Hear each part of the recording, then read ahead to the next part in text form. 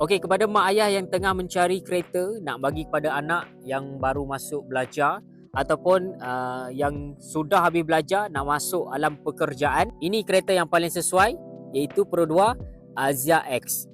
Yang ini bulanan hanyalah RM430. Kereta dah datang dengan lampu LED warna putih, auto on off, keyless entry, push start button, dah datang dengan parking sensor bahagian hadapan, dalaman dia dah, steering dia dah boleh laras atas bawah, speaker datang dengan 4 biji, radio siap datang dengan bluetooth. Kereta ni paling jimat minyak dan kereta paling murah maintenance. Jadi kepada korang yang tengah mencari kereta untuk nak bagi pada anak ataupun nak pakai sendiri pun, korang boleh ambil je kereta ni, Pro 2 Azia X 1.0 dengan bulanan 430.